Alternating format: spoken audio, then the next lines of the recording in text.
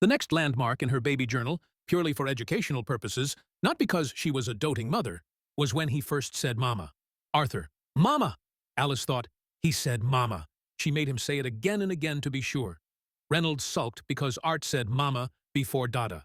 Alice thought, haha, I won. The rest of the year went pleasantly. Her son stuck by her and often watched his father practice outside after dinner. She was glad Reynolds gave up adventuring for a guard post nearby. Adventuring brought more money, but the uncertainty wasn't worth it. To their relief, little Art never got sick. However, she often found him sitting still, eyes closed.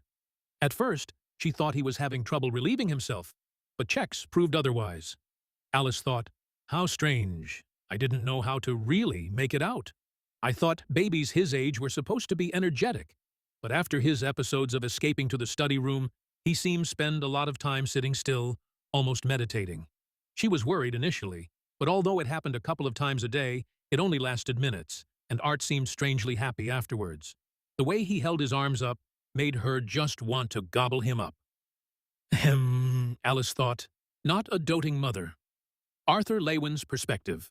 About 2 years had passed since Arthur made his difficult journey to the study room.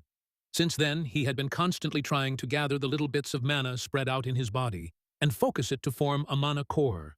It was a slow and arduous task. He found it easier to learn walking on his hands than willing his mana together in his damnable body. He could see why the book said it took until adolescence to awaken. If he let the mana particles move naturally, it would take a decade to form a core. Instead, having an adult's mental capacity allowed him to consciously will the particles together, similar to controlling ki in his past life. It involved sensing mana and forcing it near the solar plexus. Arthur thought, I'm just grabbing the feathers and shoving it down to the ground instead of waiting for them to float down, figuratively speaking. His daily rituals involved spending his limited energy gathering mana while avoiding suspicion.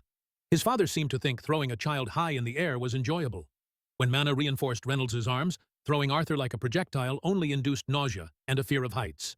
Fortunately, his mother had a firm handle on his father, but she sometimes scared him too, staring at him like he was premium meat.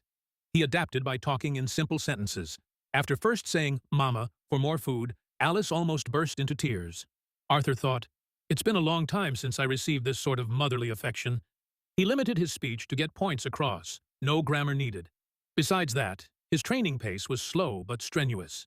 He was getting a big head start, so he wasn't complaining. He was in the middle of gathering mana particles. These past 2 years hadn't gone to waste.